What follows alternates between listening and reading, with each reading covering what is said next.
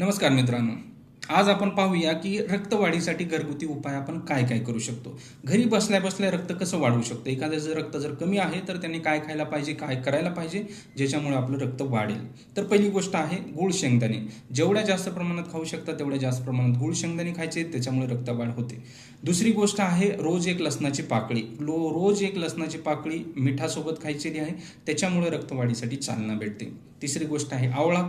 आवळा लोणचं असेल, आवळा कॅन्डी असेल, आवळ्याचा मुरंबा असेल, काहीही चालेल, रोज आवळा खाण्यामध्ये आला पाहिजे. त्याच्यानंतर रोजच्या शेतामध्ये भेटणाऱ्या वस्तू जसं की मक्याचं कणीस असेल, टमाटर असेल, गाजर असेल, याचा जास्तीत जास्त प्रमाणात खाण्यामध्ये उपयोग करायचा आहे.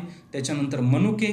रात्री मनुके 10 ते 12 मनुके भिजू घालायचे आहेत, सकाळपर्यंत ते फुगून बसतील आणि ते सकाळी उठल्याबरोबर खायचे आहेत. त्याच्यानंतर बीटमध्ये लोह किंवा आयर्न आणि फॉलिक ॲसिडचं प्रमाण जास्त असतं, त्याच्यामुळे रक्तवाढ होते. त्याच्यामुळे बीट हे खूप खाण्यासाठी गुणकारी आहे. त्याच्यानंतर सूर्यफुलाच्या बिया, त्याच्यामुळे सुद्धा रक्तवाढ होते.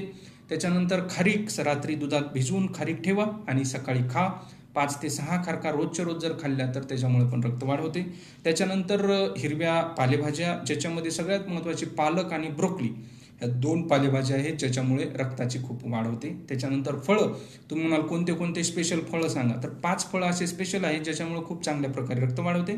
त्याच्यामध्ये डाळिंब असेल, सफरचंद असेल, संत्रा असेल. डाळिंब, सफरचंद, संत्रा, केळी आणि खजूर हे 5 गोष्टी आहेत ज्या तुम्हाला जास्तीत जास्त प्रमाणात खायच्या, त्याच्यामुळं रक्ताची वाढ होते. त्याचबरोबर मोड आलेले कडधान्य असतील, त्याच्यामुळे पण चांगल्या प्रमाणे रक्ताची वाढ होते.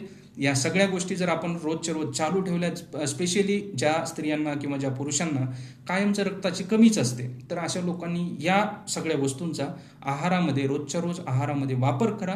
त्याच्यामुळे आपल्या रक्ताची कमतरता भासणार नाही आणि रक्त कमी असल्यामुळे जे लक्षणं दिसतात ते सुद्धा दिसणार नाही. चॅनलवर नवीन असाल तर चॅनलला सबस्क्राईब करा, म्हणजे आपल्याला सर्व व्हिडिओ पाहायला भेटतील.